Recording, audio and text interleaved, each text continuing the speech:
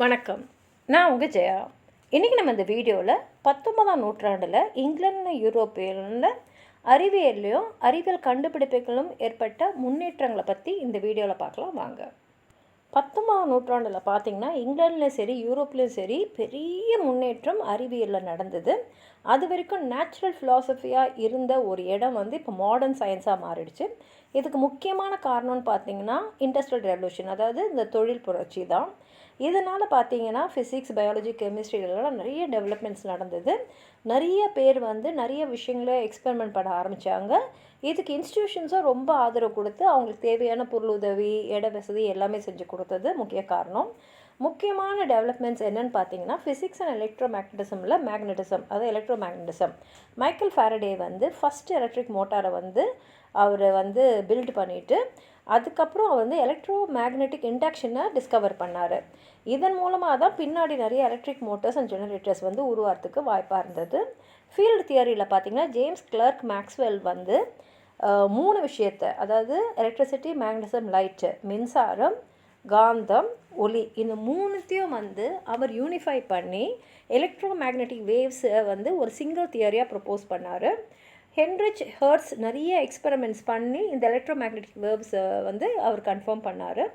அப்புறம் thermodynamics and எனர்ஜியில் பார்த்திங்கன்னா இந்த லாஸ் ஆஃப் தெர்மோடைனமிக்ஸை லார்ட் கெல்வினும் ருடால்ஃப் கிளாஸஸும் டெவலப் பண்ணாங்க. James Prescott Joule mechanical equivalent of ஹீட்டை அவர் எஸ்டாப்ளிஷ் பண்ணதுனால ஹீட்டும் ஒரு ஃபார்ம் ஆஃப் எனர்ஜி, ஒரு சக்தி அப்படின்றது அக்செப்ட் ஆச்சு. அப்புறம் அட்டாமிக் தியரி அண்ட் ரேடியேஷனில் பார்த்திங்கன்னா ஜான் டால்டன் அவரோட மாடர்ன் அட்டாமிக் தியரியை இன்ட்ரடியூஸ் பண்ணார்.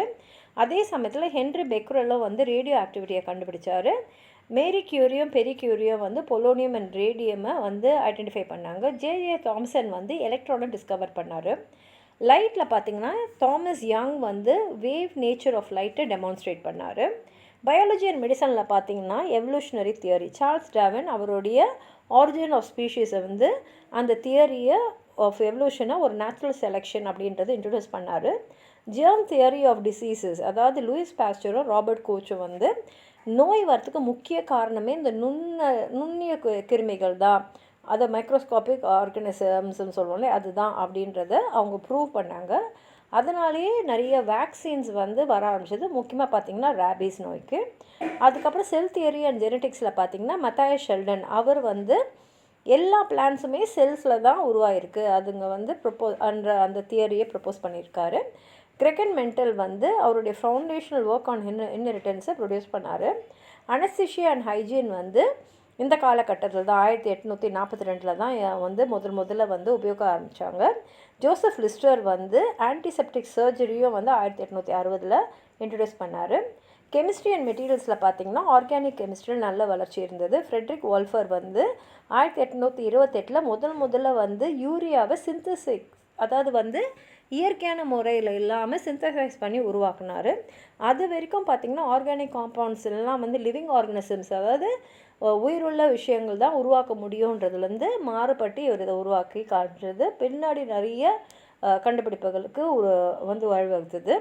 டெம்ட்ரி மெண்டல் அவருடைய ஃபஸ்ட்டு பீரியாடிக் டேபிள் ஆஃப் எலமெண்ட்ஸை 1869 க்ரியேட் பண்ணார். இது மூலமாக கண்டுபிடிக்காத எலமெண்ட்ஸோடைய ப்ராப்பர்ட்டிஸை கூட கால்குலேட் பண்ணுறதுக்கு இது உதவியாக இருந்தது.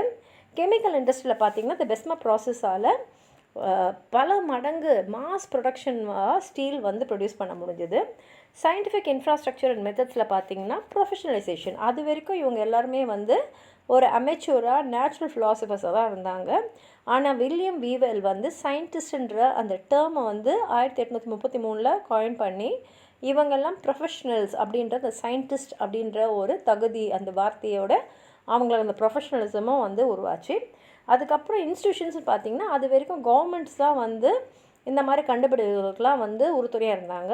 ஆனால் ராயல் இன்ஸ்டியூஷன் ஆஃப் லண்டன் இந்த மாதிரி சயின்டிஃபிக் ரிசர்ச்சுக்கு உதவியாக பெரும் பகுதி வகிச்சது. கவர்மெண்ட்டும் இருந்தாலும் கவர்மெண்ட் சிறு பகுதி தான், ராயல் இன்ஸ்டியூட் ஆஃப் லண்டன் தான் முக்கிய பகுதி. அப்புறம் சயின்டிஃபிக் மெத்தட் எல்லா கண்டுபிடிப்புகளுக்கும் முக்கியமாயிடுச்சு.